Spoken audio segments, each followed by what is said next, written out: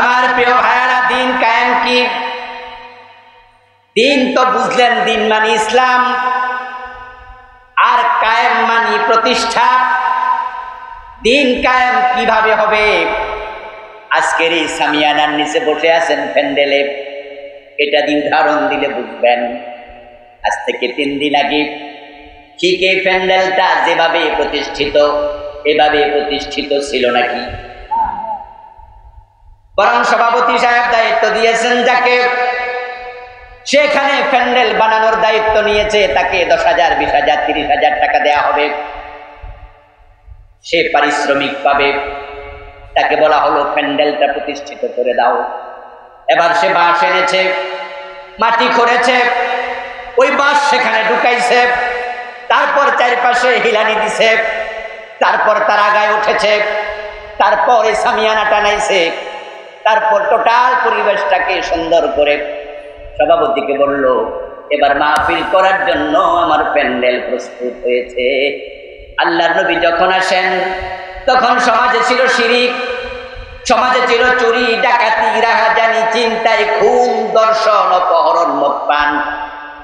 সমাজের মানুষ রোজা জানতো না, নামাজ জানতো না, বরং কাবা তাওয়াফ করত উলঙ্গ হয়ে। এমন হাদিস আছে না? তার কাবা পর্যন্ত ল্যাংটা হয়ে তাওয়াফ করত। এত অসভ্য ছিল। ছেলে মেয়ে, মা বাবা একসাথে মদ পান করত। এ মানুষগুলো সন্তান মেয়ে হয়ে জন্ম নিয়েছে, তাই বাবা নিজ হাতে তার কন্যাটাকে জীবিত কবর। কথায় কথায় ঝগড়া লেগে তলোয়ার ঝঞ্ঝনিয়ে বাঁচত।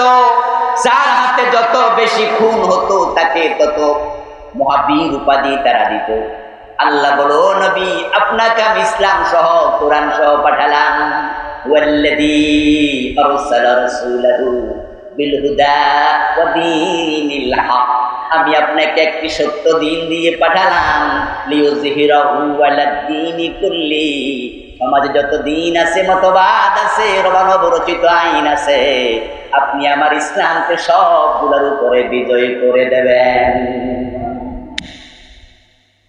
এ নবী, আমি আপনাকে পাঠাইছি আমার দিনটাকে বিজয় করার জন্য।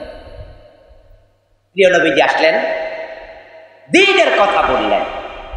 আবু জেহেলরা বলল, মুহাম্মদ তুমি তো আমাদের আত্মীয় ভাতিজা, হ্যাঁ শোনো, আমরা 360 খোদার ইবাদত করে আসছি, তুমি হঠাৎ করে এসে বলতেছ খোদা কয়জন? কি ভাইরা কথা বলবেন না? সবকে আমার দিয়া কয়বেন? আল্লাহ কয়জন? কিন্তু রাসূল যখন আসেন তখন মক্কার লোকেরা পূজা করতো কয়জনে? 360। এবং এই খোদাগুলো অলরেডি তাদের সামনে ছিল, মক্কার ভিতরে এবং বাহিরে। তখন তারা বলল যে যদি আমরা একজনকে মানি, তাও আবার তুমি বলতেছো আমরা যেগুলো করি এটা না, ওই খোদা নাকি আসমান, তো তাহলে 360 জনের কি হবে? আল্লাহর হাবিব বললেন যে সব বাতিল। বলে, বলো কি, আমাদের বাপ দাদা তারা কি বোঝে নাই? তারা কি না বুঝা করছে? বাপ দাদার দোহাই দেয় এমন লোক এখনো কিছু আছে না নাই? হ্যাঁ, দেখবেন ইসলামের ব্যাপারে বাপ দাদার দোহাই দেয়। আমরা বলি যে এটা ইসলামে নাই, ওইটা ইসলামে নাই, এটা বেদাত, ওইটা বেদাত। তখন বলে যে তাহলে আমার বাপ পীর সাহেব হুজুর কি না বুঝা করছে, অমুক হুজুর কি না বুঝা করছে। আপনি হুজুরের দোহাই দিলেন, পীরের দোহাই দিলেন। ইসলাম কোন পীর হুজুর তো বাবার দোহাই দিয়ে চলে না, ইসলাম দলিলের ভিত্তিতে চলবে। ভাতিজা মুহাম্মদ, কিছু লোক মক্কা তোমার কথা মেনে তারাও আমাদের এই সমস্ত মূর্তির বিরোধিতা করছে, খোদাদের বিরোধিতা করছে। এতে করে সংঘাতের সম্ভাবনা দেখা দিয়েছে। আমরা তোমার কাছে প্রস্তাব নিয়ে আসলাম, কোন সংঘাত আমরাও চাই না, মারামারি কিলাকিলি চাই না। তাই 1 মাস তুমি আমাদের ধর্ম মানো, পরের মাস আমরা তোমার ধর্ম মানব। প্রিয় নবীজির কাছে এমন একটি প্রস্তাব দেয়া হয়েছিল। এই ওয়াজটা কি আজকে শুনলেন না আগেও শুনছেন? এটা শোনা কথা। সূরা কাফিরুনের নাজিলের শানে নজুল পড়লে এটা আমরা পাই। আচ্ছা, 1 মাস যদি রাসূল তাদেরটা মানে, আরেক মাস তারা রাসূলেরটা মানলো, যেই মাস তারা ইসলাম মানলো ওই ইসলাম থাকলো বিজয়ী অবস্থায়, পরের মাসে যখন ইসলাম ওনারা তারাটা মানবে, ওই মাস ইসলাম বিজয়ী না পরাজিত? অথচ ইসলাম কি পরাজিত হতে এসেছে? এই জন্য আল্লাহর হাবিব তাদের প্রস্তাবের সাথে একমত হন নাই। কিন্তু প্রস্তাবটা শুনতে মোটামুটি হয়, আপাত দৃষ্টিতে মনে হয় মারামারি কিলাকিলি হবে না, এটা খারাপ না মনে হয়, চলো মিলে জুলেই চলি। এই জন্য কিছু লোককে দেখবেন তারা মাহফিলও আসে, আবার মমতাজ বেগমের গানেও যায়। জুমার দিন হুজুরের সামনে বসে সুন্দর করে ওয়াজ শোনে, জুমার নামাজও পড়ে, ঘরে যাইয়া টেলিভিশন লাগাইয়া 3 ঘন্টা লম্বা নাটক সিনেমা দেখে। ওরা মিলে জুলে চলছে। এই জন্য 5 ওয়াক্ত নামাজ পড়ে সুদে টাকা লাগাইয়া রাখছে এমন নামাজি আছে? অভাব নাই। সুদে টাকা লাগাইয়া তাবলিগ জামাতে চিল্লা দিতে চলে গেছে। সুদে টাকা লাগাইয়া কপালে কালো দাগ ফলাই দিছে, গসা মাইরা নামাজ পড়ে তাহাজ্জুদ। অফিসার ঘোষ না দিলে পাইলে সিগনেচার করে না, অথচ 5 ওয়াক্ত নামাজি। এত লম্বা দাড়িওয়ালা অফিসার আমি দেখেছি ঘোষখোরদের মাঝে সিরিয়াল নাম্বার 1, ওই এলাকায় ওই অফিস সবচেয়ে ঘোষ এ বেটিকা। আচ্ছা, এই নামাজ পড়ে কেন? সুদখোর নামাজ পড়ে কেন? আপনি কি ভাবেন সুদখোর আল্লাহকে বিশ্বাস করে না? করে। এই জান্নাত জাহান্নাম সব মানে। সুদ খায় লোভে করে, এটা হলো দুনিয়ার লোভ, টাকা পয়সা বাড়বে। নামাজ পড়ে জান্নাতের লোভে মনে মনে ভাবে সুদ যা খাই ঘুষ যা খাই সব টাকা তো আমি একা খাই না, মসজিদও তো কিছু চাঁদা মাঝে মাঝে দেই। আল্লাহর ঘরে যে দেই এ ওসিলা আল্লাহ আমারে ছেড়ে দিলে দিতেও পারে। হুজুররা যত শক্ত, আল্লাহ এত শক্ত না। তাই সুদ খাইলে মায়ের সাথে জানা হয়ে যাবে, সুদ খেলে আল্লাহ জাহান্নামে দিয়ে দেবে। হুজুর যত শক্ত করে ওয়াজ করে, আল্লাহ এত শক্ত না। আল্লাহর নাম রহমান, আল্লাহর নাম রহিম। এজন্য হে মিল্লা জিল্লা। আল্লাহর হাবিবকে তারা মিলজিলের প্রস্তাব দিল। প্রিয় নবী সাল্লাল্লাহু আলাইহি ওয়াসাল্লামে প্রস্তাব গ্রহণ করলেন না, চুপ করে থাকলেন, ওহীর জন্য অপেক্ষা করলেন। বলে দিলেন, যাও তোমরা পরে জানানো হবে। আল্লাহ তাআলা সূরা আল কাফিরুন নাজিল করে দিলেন, কুলিয়া আইয়ুহাল কাফিরুন লা আ'বুদু মা তা'বুদুন। সুবহানাল্লাহ। This is Islam, this is main concept, this is origin. আমরা তো মূল ভুলে গেছি, মূল ভুলে আমরা আগায় উঠছি।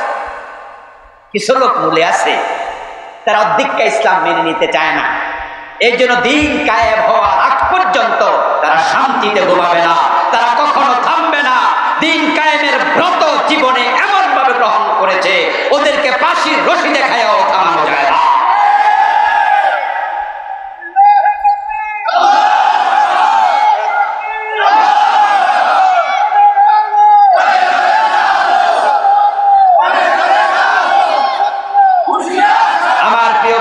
দিন কায়েমের কথা বলে সে আন্দোলন করার কারণে 50টা 60টা 70টা 100টা মামলা খেয়েছে, এমন লোক আমি চিনি।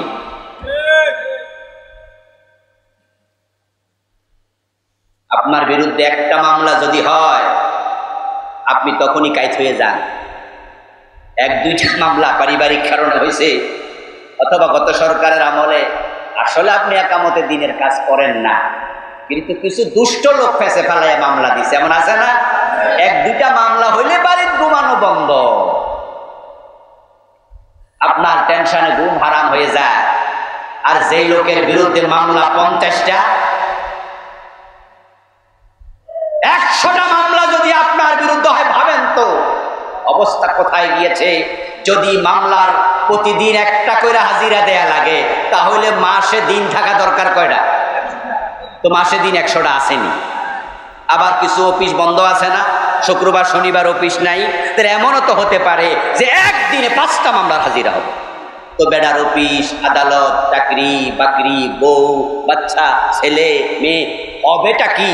বেটা তো কথা ছিল তাও বা কইরা দমদমের পানি দিয়া গাই গরুর দুধ দিয়া গোসল করে কইব যে এই কামে আমি আর নাই, ওদের সাথে হাত মিলেই তো তলে তলে আমার খালাস দাও, আমি এই আন্দোলন আর করব না।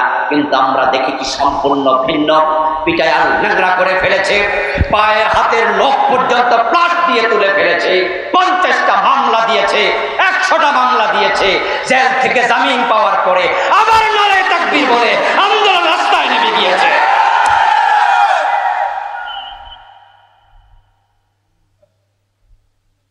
এটা হলো কনসেপ্ট, এটা হলো অর্জি। এবং এই লোকগুলোকেই শত্রুরা বলে মৌলবাদী। কি বলে? হ্যাঁ, বলে ওরা মৌলবাদী। মুসলমানদের ক্যাটাগরি 3টা, যেটা সিআইএ করেছে, করে আন্তর্জাতিকভাবে তাম পৃথিবীতে সাপ্লাই দিয়েছে। একদল মুসলমান যাদেরকে ওরা বলে ফান্ডামেন্টালিস্ট, যেটাকে আমরা বাংলায় বলি মৌলবাদী। ওদের ব্যাপারে তাম দুনিয়ার কাফেররা একমত, ওদেরকে কোনো ছাড় দেয়া যাবে না। আরেক দল লিবারেল মুসলিম, যে ওরা এত মৌলবাদী না, তবে নামাজ কালাম করে, নামাজ পড়ে, রোজা রাখে, হজ করে, যাকাত দেয়, টুপি আছে, দাঁড়িয়ে আছে, ভালো মুসলিম, কিন্তু সমাজে যে ইসলাম কায়েম করিতেই হবে, ওরা এই বিষয়ে এত সিরিয়াস না, ওরা লিবারেল।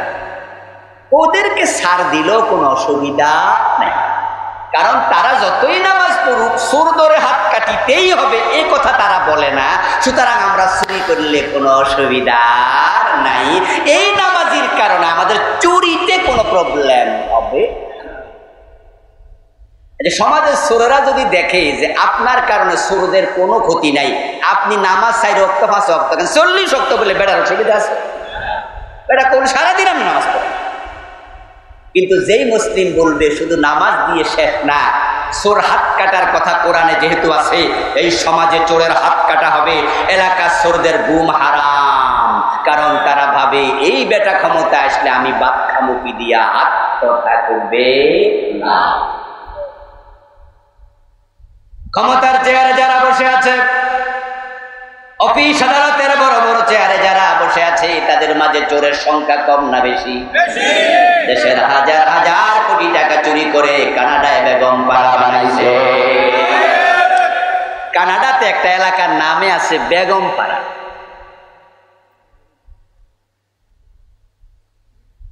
বেগম পাড়া, আমি ভাবছি ঘটনা কি, বেগম পাড়া ওই এলাকায় হয়তো বেগম নামে কোনো মহিলা থাকতেও পারে, এরকম কারো নামে কি না, না বাংলাদেশে তো বেগমের অভাব নাই, কারো নামে এলাকা পরিচিত হয়ে গেছে। পরে শুনলাম আসলে তা নয়, ঘটনা হলো বাংলাদেশের বড় বড় অফিসারেরা, নেতারা এদেশের টাকা কানাডায় পাচার করে ওখানে যে বাড়ি কিনে, এটা নিজের বউয়ের নামে কিনে।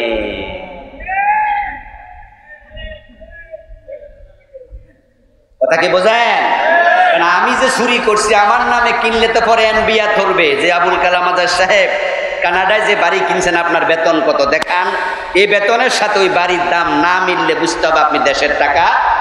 তা আমি বলবো যে আমার নামে তো বাড়িয়ে নাই, আমার বোন নামে। ওই বেগম সাহেবদের নাম, সাহেবাদের নামে ওখানে বাড়ি বানাইছে, আমেরিকায় বাড়ি বানিয়েছে। 2021-এ আমি একবার আমেরিকা সফরে গেলাম, ওখানে বাফেলো একটা শহর আছে, ওই যে নায়াগ্রা জলপ্রপাতের নাম তো শুনেছেন, বাফেলোর নাম না শুনলো ওটা শুনেছে সবাই। ওই নায়াগ্রা যে অঞ্চলে, যে প্রদেশ, ওটার নাম বাফেলো। ওখানে বেড়াতে গিয়ে প্রোগ্রামও ছিল, দুপুরবেলা এক ভদ্রলোকের বাসায় খেতে গেলাম। তো খেতে বসে জিজ্ঞাসা করলাম, ভাইজান আপনার পেশা কি? কারণ বাড়ি একা কিনছে, একটা চমৎকার বাড়ি। তো জিজ্ঞাসা করতে মন চাইল ভাই কি করে এই দেশে? বলল হুজুর গত 2-3 বছর বাংলাদেশের একজন পুলিশ অফিসারের আমি ছিলাম এই দেশে, উনার টাকা নিয়ন্ত্রণ কেন, আর কিছুদিন আগে এই পদ থেকে পদত্যাগ করছি, এখন ব্যবসা করি। আমি হাসি দিয়ে বললাম মানে কি? পুলিশ অফিসার বাংলাদেশে নিয়ন্ত্রণে দেশে? বলল উনি প্রতিদিন টাকা পাঠাইতো, আমার দায়িত্ব ছিল ওনার নামে বাড়ি কিনা, ওনার নামে জমি কিনা। ওই দেশে উনি গিয়েছিলেন, গিয়ে এটা ওই দেশে কাগজপত্র করে এসেছে, এখন এখান থেকে শুধু টাকা পাঠায়। আমি এগুলো 2 বছর পর্যন্ত ডিল করেছি। টাকা কিভাবে আসে?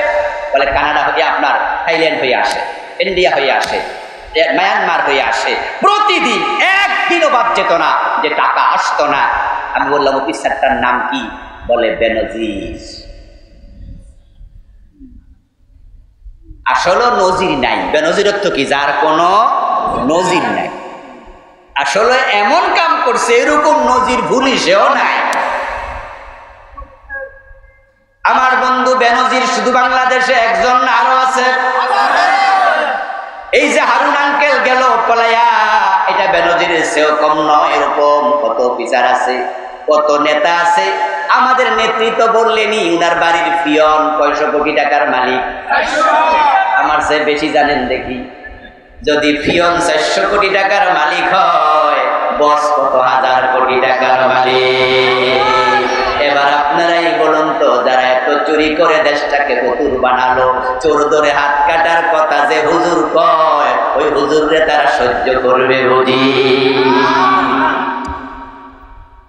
আর আমেরিকা সহ দুনিয়ার যত মোড়ল দেশ আছে, তারা কি চোরদের পক্ষে না বিপক্ষে? তারা চোরদের গডফাদার। আমার প্রিয় ভাইয়েরা, তাই তারা বলে ফান্ডামেন্টালিস্ট, মৌলবাদী। আর আপনারা যারা আছেন লিবারেল মুসলিম, নামাজ কালাম হজ যাকাত সব আছে, কিন্তু সমাজ ইসলাম নাই নিয়ে আপনার কোনো মাথা ব্যথাও নাই। আমেরিকায় বলে এমন হুজুর, এমন পীর, এমন নামাজি বাড়লে কোনো অসুবিধা নাই। আরেক দল মুসলিম আমেরিকার কাছে আছে, যারা হচ্ছে একেবারে মডার্ন। 3টা category: fundamentalist, liberal and modern. Modern হলো হাসানুল হকিম, রাশেদ খান মেন, মতিয়া সবি।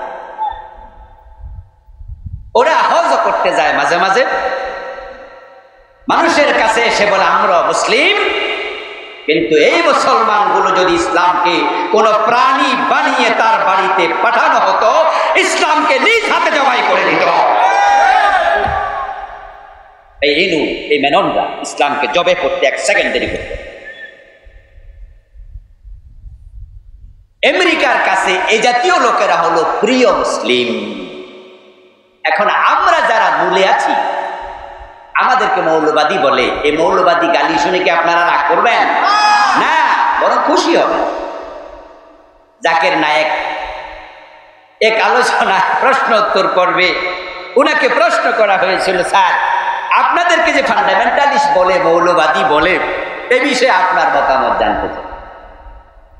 তখন জাকির নায়েক উত্তর দিলেন, কথাটা তো খারাপ না।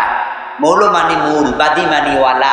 মৌলবাদী মানি মূলওয়ালা। তো আমরা তো মূলেই থাকতে চাই, আমরা তো ইসলামের মূলে থাকবো, এটাই তো হওয়া উচিত। আমরা আগাওয়ালা হতে চাই না। তবে তারা এই শব্দটা ভালো অর্থে বলে না। সমস্যাটা এখানে, তারা গালি হিসাবে, শব্দটা খারাপ নয়, কিন্তু তারা গালি হিসাবে।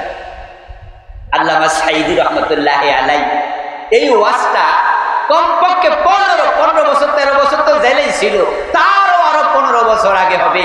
আমরা যখন ছাত্র ছিলাম, ছাত্র জীবনে ওনার ওয়াজে শুনেছি, উনি বলছে আমরা মৌলবাদী, আমাদেরকে মৌলবাদী বলো, কোনো অসুবিধা নাই। বাংলাদেশের 13-14 কোটি মুসলমান আমরা ভুলেই থাকবো, তোমরা আগায় উঠতে থাকো। গাছের গোড়া ধরে যখন নাড়া দেব, তখন মামুর বাড়ি দিল্লি পড়াতে বাধ্য হবে। আল্লামা সাঈদীর কথাটা আজকের এই দিনে 100% বেঁচে থাকলে তিনি দেখে যেতেন যে আসলে তিনি জিন্দা ওলি। ঠিকই দিল্লির প্রোডাকশন দিল্লিতে গেছে। এই দেশ ইসলামের যত ক্ষতি সবটা এই রয়ের কাজ। এই দেশের 5ই মে শাপলা চত্বরে মুসলমান মানব আল্লামা মামুনুল হক সাহেব সহ কওমি আলেমদেরকে জেলখানায় অ্যারেস্ট করা, জামাত ইসলামীর 11 জন নেতাকে ফাঁসি দেওয়া, যত আলেমদের উপর অত্যাচার, সবটা রয়ের সালে হয়েছে, সবটা রয়ের চকে আঁকা। ওরাই করেছে। আলহামদুলিল্লাহ আল্লাহ বলছেন ইন্নাহু লা ইফলিহুজ জালিমুন, জালেমরা বিজয়ী হয় না। আমরা দেখেছি জালেমরা পরাজিত হয়েছে। আল্লামা সাইদিয়া বলেছিলেন যে পলানোর জন্য ইঁদুরের গর্ত পাইবা না, সেটাও বাস্তব হয়েছে, ঠিক কিনা? গর্ত না পাইয়া দাড়ি মারি পর্যন্ত কামাইলেস, পলানোর জন্য দাড়ি পর্যন্ত কামাইস। আমার বন্ধু, আমার দিন কায়েমের কথা বলা সহজ না কঠিন? এখন আপনারা দিন কায়েম করা কঠিন তাই বলে রাস্তায় চলবেন না, এটা যদি ভাবেন। কান খুলে শুনুন মুসলমান, হাসতে হাসতে পান চিবাইতে চিবাইতে জান্নাত পর্যন্ত যাওয়া যায় না।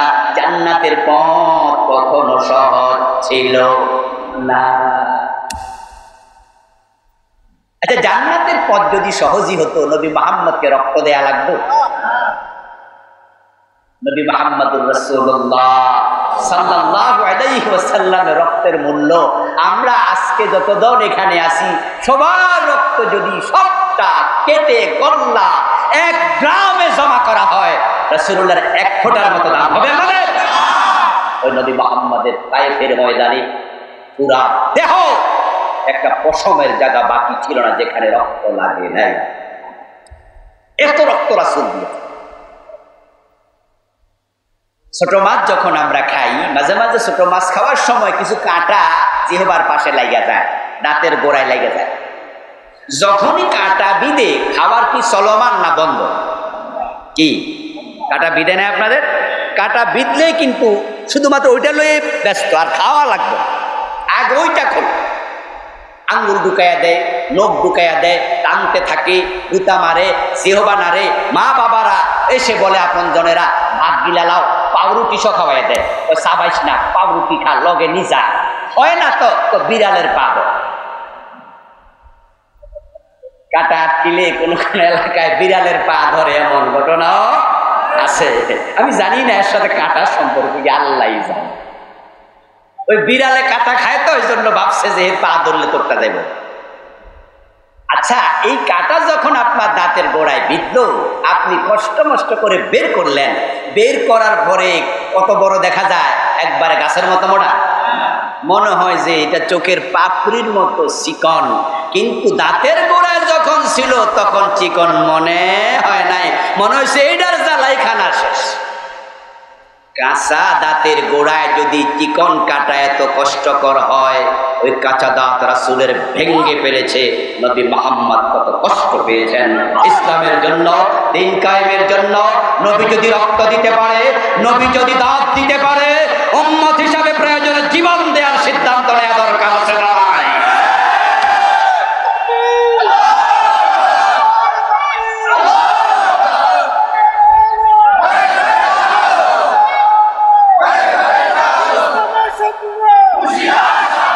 আমার প্রিয় ভাইয়েরা, দিন কায়েম করো, এ বিষয়ে পরস্পর মতবিরোধ করো না। আল্লাহ দিন কায়েমের ব্যাপারে আজ থেকে কোনো মতবিরোধ করব না, রাজি আছেন না? নাই। আচ্ছা, দিন কায়েমটা কি আসমানের ফেরেশতা এসে করে দেবে? পরিস্থান থেকে জিনেরা এসে দিন কায়েম করে যাবে? এটার দায়িত্ব আল্লাহ আমাদেরকে দিয়েছেন। আমরা আল্লাহর বান্দা, আল্লাহর গোলাম, এটা ইবাদত। আমার প্রিয় ভাইরা, এদিন রাসূলুল্লাহ সাল্লাল্লাহু আলাইহি ওয়াসাল্লাম মক্কায় 13 বছর চেষ্টা করলেন, কায়েম করতে পারলেনই না। অথচ মক্কায় রাসূলের নবুয়তের জীবন গিয়েছে 3 বছর বেশি। প্রিয় নবীজি সাল্লাল্লাহু আলাইহি ওয়াসাল্লাম নবী ছিলেন 23 বছর। নবুয়তের জিন্দেগি কত বছর? তার মাঝে মক্কায় ছিল 13, মদিনায় হলো 10। মক্কায় 3 বছর বেশি, কিন্তু দিন বিজয়ী হয়েছে মক্কায় না মদিনায়? আল্লাহ নবীর জন্ম মক্কায়, 4 খলিফার বাড়ি মক্কায়, 10 জন জান্নাতের সুসংবাদ প্রাপ্ত সাহাবী, তাদের 10 জনের জন্মস্থান মক্কায়। কোরআনের 114 সূরার মাঝে 86টা নাজিল হয়েছে মক্কায়। মাদানী সূরা হলো মাত্র 28টা, মাক্কি সূরা হলো 86। তো 3 বছর এখানে বেশি, 13 বছর মোট। 4 খলিফা মক্কায় জন্ম নিল, নবী মুহাম্মদ সাল্লাল্লাহু আলাইহি সাল্লাম মক্কায় জন্ম নিলেন, এখানে ৮৬ সূরা নাজিল হলো, কিন্তু দিন কায়েম হলো, ইসলাম বিজয় হলো কোথায়? এটা কোনো কারণ আছে না নাই? এগুলো মাথায় রাখবেন, তাহলে আমাদের দেশও দিন বিজয় হবে। দিন বিজয়ের লক্ষণ আমরা দেখতে পাচ্ছি। রাত্রি যত গভীর হয় প্রভাত তত ঘনিয়ে আসে। মেঘ দেখে কেউ করিসনি ভয়, আড়ালে তার সহ্য হাসে। মায়ের প্রসব বেদনা প্রমাণ করে, নতুন সন্তান দুনিয়ার মুখ দেখবে। গত 15 বছরের জুলুম প্রমাণ করেছে, জালেমরা পালিয়ে যাবে। আগামীর বাংলাদেশ ইসলামের বাংলাদেশ হবে ইনশাআল্লাহ।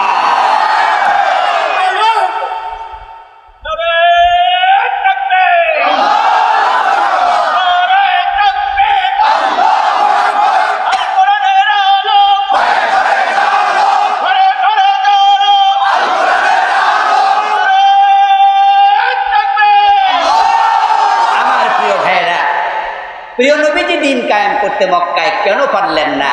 এটা কোরআন থেকে শুনুন। না পারার কারণ হচ্ছে وَقَالَ الَّذِينَ كَفَرُوا لَا تَسْمَعُوا لِهَذَا الْقُرْآنِ وَالْغَوْا فِيهِ لَعَلَّكُمْ تَغْلِبُونَ। নাউযুবিল্লাহ। এই আয়াত সুবহানাল্লাহর আয়াত না, এটা নাউযুবিল্লাহর আয়াত। আল্লাহ বলে মক্কার কাফেররা তাদের সংসদ ভবন দারুন নাদওয়ায় বসে সিদ্ধান্ত নিল, নবী মুহাম্মদ যেখানে কোরআন পড়বে, কোরআনের কথা বলবে, লা তাসমাউ লিহাদাল কোরআন, ও মক্কার লোকেরা কোরআন শুনতে যাওয়া যাবে না। তারা তাদের সংসদ ভবন দারুন নাদওয়াতে কোরআন ঢুকতে দেয় নাই। রাসূলুল্লাহ কোরআন নিয়ে ঢুকতে পারেন নাই, বরং মক্কায় কোরআন তেলাওয়াত নিষিদ্ধ করে দিল। ওয়াল গাউফি, তাদের দ্বিতীয় সিদ্ধান্ত হলো যেখানে কোরআনের আলোচনা হবে সেখানে গন্ডগোল লাগাইয়া দিও। আবু জেহেলদের চরিত্রের সাথে প্রকৃত স্বৈরাচার সরকারের চরিত্রের মিল আছে না? এই 15টা বছর তারা কোরআনের মাহফিলগুলা অশান্তিতে রাখছে, একবারে চরিত্রের সাথে মিল। আল্লাহর হাবিব সাল্লাল্লাহু আলাইহি সাল্লাম 13টা বছর পারলেন না কোরআনের বিজয় করতে। কেমনে পারবেন? কোরআন নিয়ে তো সংসদে ঢোকার কোনো পরিবেশ নাই। আপনারাই বলুন তো, আমরা যারা আজকের মাহফিলে আছি এখানে লোক তো হয়ে যাবো আমরা কয়েকশো, অনেক লোক আলহামদুলিল্লাহ। আমরা সবাই মিলে যদি চিৎকার দিয়ে একটা মিছিল করি, বাংলাদেশে সুদ ঘোষ চলতে দেয়া হবে না, সুদ বন্ধ হবে, সুদ গুণ বন্ধ হবে। কে কে রাজি আছেন? সবাই যদি হা বলে চিৎকার দেই, সুদ বন্ধ হবে নাকি? কারণ সুদ বন্ধ হওয়ার জন্য যে আইন দরকার এটা মাহফিলে পাশ করা হয় না, এই আইন সংসদে পাশ করা লাগে। এজন্য কোরআনের পক্ষে বিজয়ের আইন করতে হলে কোরআন সংসদে নিয়ে যাওয়া লাগবে, ঠিক কিনা? তাহলে তো আইন হবে না। আচ্ছা, তাবলিগ জামাতের যে বিশ্ব ইজতেমা হয় সেখানে লোক কি কয়েক হাজার না কয়েক লাখ? সবাই মিলে যদি কয় যে সুদ বন্ধ হয়ে যাবে,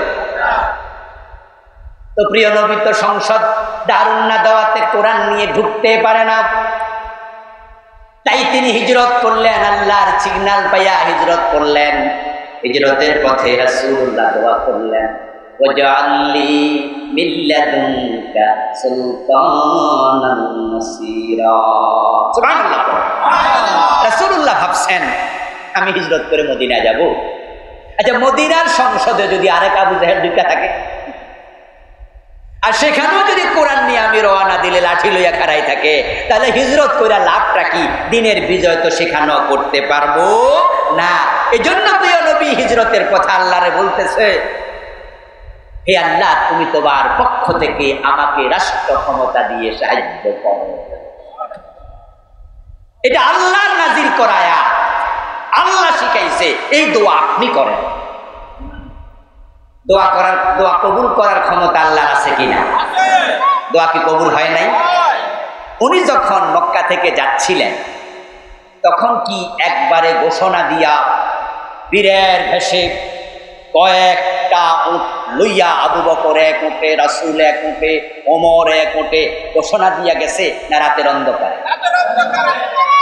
যাচ্ছেন যখন তখন জীবনের শঙ্কা।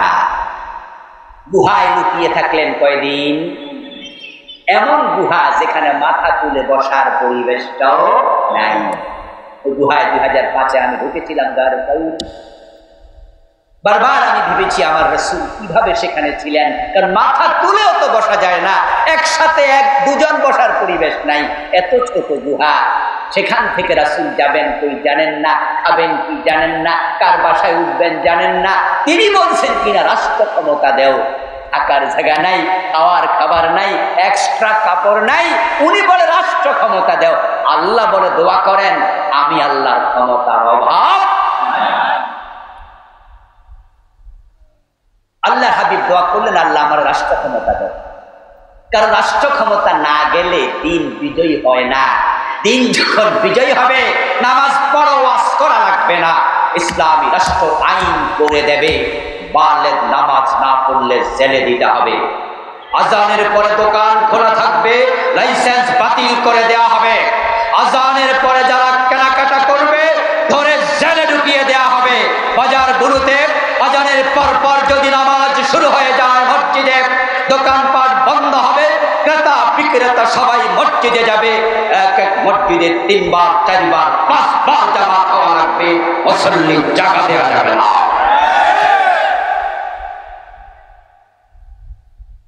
আইন হয়ে যাবে চুরি করলে হাত কেটে দাও, চুরি বন্ধ হয়ে। আইন হয়ে যাবে মদ পান করলে 80 বেত লাগাও। আচ্ছা আপনারাই বলুন তো, 80 বেত যদি বাংলাদেশে চালু হয়ে যেত, যারা মদ পান করে তাদেরকে 80 বেত লাগানো হতো দিবালোকে মানুষের সম্মুখে, এরকম যদি 1 মাস 2 মাস 6 মাস চলে, বলুন তো মদখোর পাওয়া যাবে? খেলার নাম বাবাজি, মায়ের উপরে ঔষধ না। ইসলাম ওয়াজ যেমন করে আইনও তেমন দেয়, কিন্তু আজকের পীরেরা, আজকের হুজুরেরা ওয়াজ করে বাড়িতে গিয়ে ঘুমায়। আমার রাসূলের চেয়ে বড় ওয়াইজিন কেউ ছিল না। যদি ওয়াজ করলে চুরি বন্ধ হয়ে যেত, আল্লাহ বলতো ও নবী চোর ধরে 10 মিনিট ওয়াজ করে দেন, হাত কাটার আইন দিত না। ওয়াজ করে তুমি ভালো মানুষকে ভালো ভালো করতে পারবে, কিন্তু চোর ধর্মের কাহিনী শোনে না, তার জন্য ওয়াজের পাশাপাশি হাত কাটার আইন চালু করা দরকার আছে না?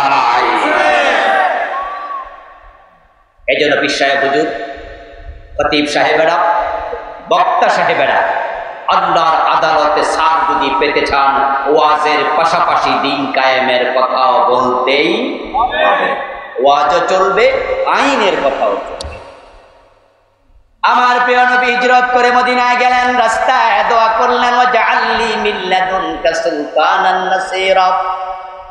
রাসূল ডান হাতে খায়, আপনারাও ডান হাতে খান।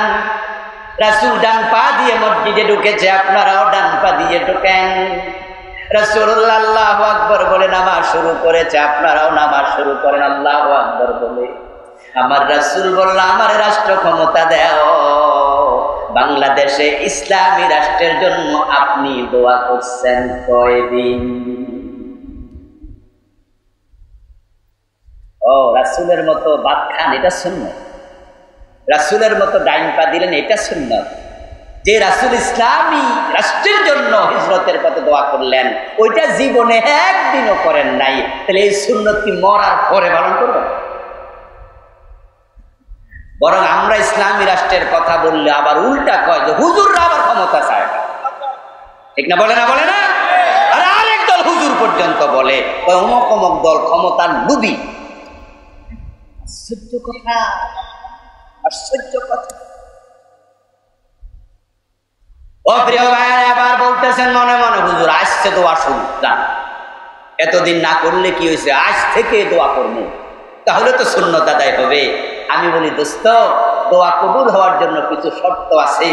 আল্লাহর বিধান হলো দাওয়া আগে দোয়া করে, এই জন্য দোয়া কবুলের জন্য কাজ আগে হবে, দোয়া পরে হবে। বিয়ে না করে বলো না আল্লাহ আমার ছেলে দাও, আল্লাহ আসমান থেকে বলবো দিনু কোন জায়গায় হে ডাকো। আগে বিয়ে করো, তারপরে ছেলে চাও, মেয়ে চাও, আগে দাওয়া তারপরে দোয়া। খেতে ফসল লাগানোর পরে আমরা বলি আল্লাহ ফসল দিও, বরকত দিও, ঠিক না? তা আপনি যদি জমিনে ফসল না লাগায় বলেন আল্লাহ ফসলে বরকত দাও, আল্লাহকে ব্যাক কল কোন দিয়ে শুরু করবো এই ডাকো। আপনি বলবেন আল্লাহ দিনের বিজয় দাও, অথচ দিন বিজয়ের জন্য আপনি কোনো কামই করেন না, এমন দোয়া কবুল হবে না। এই জন্য প্রিয় নবী কাজ করেছেন, তারপরে দোয়া করেছেন। যদি আমরা কাজ শুরু করে দেই, দোয়াও শুরু করে দেই, বাংলাদেশে ইসলামের বিপ্লব কেউ ঠেকাতে পারবে না ইনশাআল্লাহ। এবার আল্লাহ সুযোগ দিয়েছেন 53 বছর পরে চলমান সংবিধানের অনেকগুলো ধারা স্থগিত। আমরা যদি চাই পুরা সংবিধান স্থগিত করে তার জায়গায় কোরআনকে রিপ্লেসমেন্ট করার সুযোগ এবার আছে। 5ই অগাস্টের বিপ্লব সংবিধান মেনে হয় নাই। প্রধানমন্ত্রীর ধারাটা চলমান নয়, মন্ত্রী পরিষদের ধারাগুলো স্থগিত, 300 এমপির ধারা স্থগিত, সংবিধানের অসংখ্য ধারা বিপ্লবের পর স্থগিত হয়ে গিয়েছে। আমরা 92% মুসলমান। আমরা যদি বলি ডক্টর কামালের লেখা সংবিধান দরকার নাই, সরাসরি আল্লাহর কোরআনকে সংবিধান ঘোষণা করা যাবে।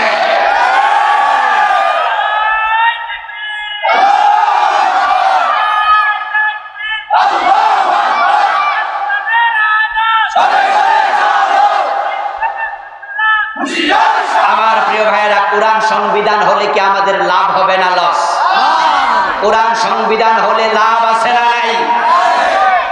লাভের অভাব নাই। জাহেলিয়াত থাকবে না, অনাচার থাকবে না, বৈষম্য থাকবে না, উঁচু নিচু থাকবে না, চুরি ডাকাতি থাকবে না, ঘরের দরজা খুলে ঘুমানো যাবে, চুরির ভয় থাকবে না, ইজ্জতের নিরাপত্তা আসবে, শান্তি আসবে, সমৃদ্ধি আসবে, জাকাত ভিত্তিক অর্থ ব্যবস্থা চালু হয়ে যাবে। 15 বছর 10 বছরের ব্যবধানে জাকাত বিভাগের কর্মচারী ওমরের জামানার মতো টাকার বস্তা কাঁধে নিয়ে ঘুরবে। বাংলার সীমান্তে জাকাত খাওয়ার লোক পাওয়া যাবে না।